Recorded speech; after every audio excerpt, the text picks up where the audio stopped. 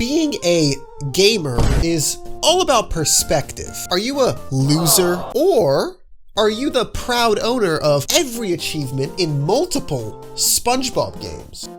See? Not a loser. Look, we all love video games, dedicated thousands of hours to them, but have you ever wondered what it would be like to actually live in them? Really? What are you, a fucking nerd? A while ago, I made a list of some of the worst anime worlds you could ever live in. When you actually start thinking of shows from the perspective of if you were living in them, they're all bad. Like, they all suck. And it got me thinking, what about video games? What about video games? What would be the worst video game to be thrown into as a regular-ass human? Like last time, there's only one rule. We are nameless civilian NPCs. Like real life. Obviously, we're not main characters, we're not supporting characters, we're not even named characters. We are the random NPC that gets run over during a GTA cop chase, or a single moving sprite in a faraway crowd in a FIFA match. Surprisingly, when compared to anime worlds, video game worlds are somehow worse, way worse. Starting off with living out your life in the Minecraft world would be pretty terrible. Sure, you can build and mine. It's fun for a while. But in the real world, you get to exit the game, you know, and I don't know, at least play another game. No, instead, Minecraft Vanilla Hardcore Survival Mode is your life now. Yes, hardcore, because you're not Steve. You're you. And you can still die. Something tells me you're gonna have a much harder time fighting giant spiders when they're actually in front of you. Your life is now as independent as it gets. You have to fight off monsters every night, source your own food and water. Basically, endless manual labor with no entertainment. What are you gonna do? Build a roller coaster? You can, but building is pretty hard when you're not using a mouse to place these giant-ass stone blocks. Also, I gotta emphasize, you're completely alone. Nobody to talk to. There's no Discord in Minecraft. The only other people are the villagers, and I don't know about you, but I can't decipher whatever the fuck they're saying. Remember, this is your whole life. Even Captain Sparkles got sick of playing Minecraft eventually. You've got, what, another 60 years of nothing but this? And I mean, Mojang releases an update like once every 2 years, and when they do, all they'll add is like bees. It's gonna get boring after the first 10 years at most. And beyond that, it's just gonna be torment by yourself forever. But it's the lowest on the list because despite the endless loneliness and boredom, it's still relatively safe. You can pretty easily survive. I mean, 5-year-olds play this game. Why do you think Dream likes it so much? He's a pedophile. Build a dope-ass house, a farm, a pool, and just never go outside at night. Boring, but safe and manageable. Much better than the next game. Oh, it's a kid's game. Oh, Pokemon are so cute. I'd love to live in the Pokemon world. Wrong. I don't think you realize how insanely dangerous Pokemon are. Have you ever read some of the Pokédex entries? Like Weepin' Bell.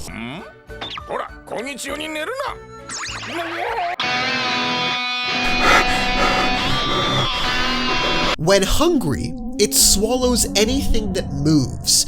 Its hapless prey is melted inside by strong acids. What the fuck? Oh, and in case you're like, that thing can't swallow me whole. Nice. If its prey is bigger than its mouth, it slices up the victim with sharp leaves. What then? Huh? Or what about Gengar? It apparently wishes for a traveling companion. Since it was once human itself, it tries to create one by taking the lives of other humans. That is the Pokédex entry from Moon. check out the sun entry. Should you feel yourself attacked by a sudden chill, it is evidence of an approaching Gengar. There is no escaping it. Give up. What the fuck? Oh no! I got one more. Mimikyu. A gust of wind revealed what hides under this Pokemon's rag to a passing trainer who went home and died painfully that very night. This Pokemon works like the videotape from The Ring. If you just look at it, you will die a painful death. If you can't figure out which push-up will work best for you, let me show you something. Except it's actually worse than The Ring, because in that movie, you have to willingly play the tape to die. In this, you can just get jumped walking home. 12-year-olds are just carrying these things around in their pockets. And number 6,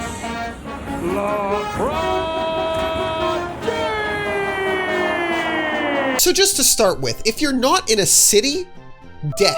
Unless you're a trainer and have your own electric rat and you can fight back. But actually being a trainer is worse because for some reason you're doomed to be forever frozen in time waiting for somebody to walk by you so you can harass them for an animal fight. We at least banned that in the real world. Oh, and you'd think that large-scale criminal organizations would use these insanely powerful bioweapons to take over the world, right? Yeah, they do. And you, as a regular-ass NPC, are relying on an 11-year-old and his Bulbasaur to take down these massive criminal organizations. And let's not forget the many 1,000-year-old legendary Pokemon like Groudon that could just wake up and rip the planet apart if they wanted to. I don't know, what else?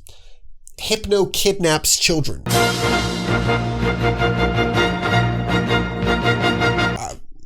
I don't know, man. What do you want me to say, bro? It's basically everything bad about the Pokemon world, except instead of getting jumped by a Geodude, you're getting jumped by a... What the fuck is that? Stay in the safe zones, don't become a hunter, and hope to God that some legendary Elder Dragon Snake God doesn't just wake up and decide to destroy the world, I guess. Yeah, you're probably dead.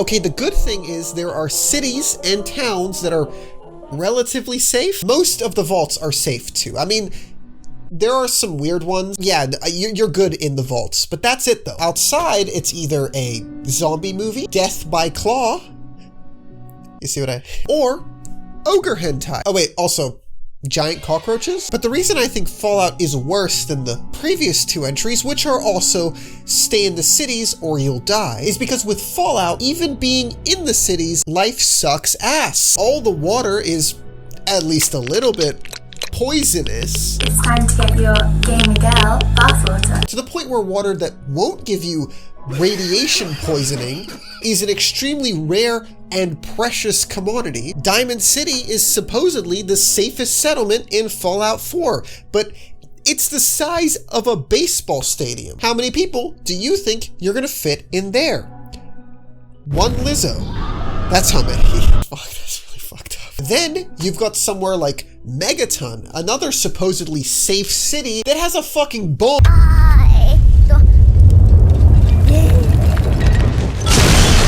Not even mentioning that, of course, the majority of settlements are small. They don't even have walls. You're basically just asking to get raided. If you're the average person in Fallout, you don't live in a city or a vault. You live in a tiny settlement, drinking cancer water, eating cancer food, getting your openings raided, your belongings stolen, listening to the same 15 songs on the radio over and over again.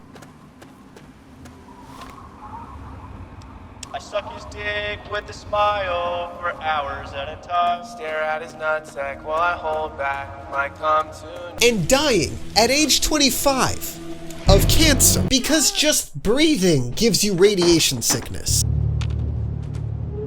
And you know what? I said the average person would be living in a settlement. Probably not. These places don't have a lot of space. Chances are you'd be a raider. I like it, Kudgy. Or die. So it's Doom, right? future world, humans have terraformed Mars. Holy fuck. I'm coming. Seriously, I'm coming. That's so hot. I'm coming. Everything is pretty chill until, oops, humans have opened a portal to hell. And Doom Guy has to game end all the demons. It's fine though. It's contained to Mars and hell. Life for you, a random-ass human on Earth, is normal and uninterrupted. Well, the reason I specified the world of Doom Eternal and not Doom in general is because by Doom Eternal, Earth gets invaded by demons, and within the first month, half the population is, I don't know, eaten by demons? What do demons eat? Cap'n Crunch cereal!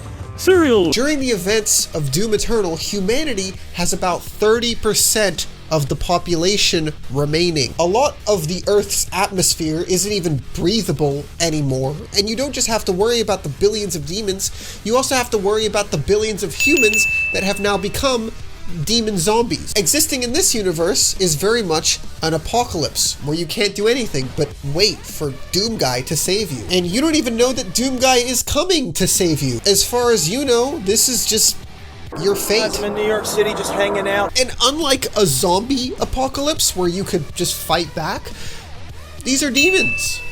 Good luck. The world is essentially guaranteed death or hopelessness, but it is still not the worst case scenario, because by far the worst video game world I can think of is Dark Souls. This world isn't designed to kill you, it's designed to break your spirit. With Earth being overrun by demons, the worst fate is death. With the Dark Souls universe, death would be great compared to the soul-crushing existence that is being a human in this world. First of all, everywhere is dangerous. And I don't mean Fallout, ooh, it's a giant cockroach dangerous. I mean gigantic two-headed spider, or creepy-eyed lizard things that will literally put a curse on you. How about a giant frog demon that lures you into its lair with its singing, then proceeds to pull down its face foreskin? Alright, I promise this is the last Lizzo joke. Now, my guess is with a world like this, you'd probably just want to die, right? Well, you actually wouldn't, because it wouldn't even help anything besides hurt you.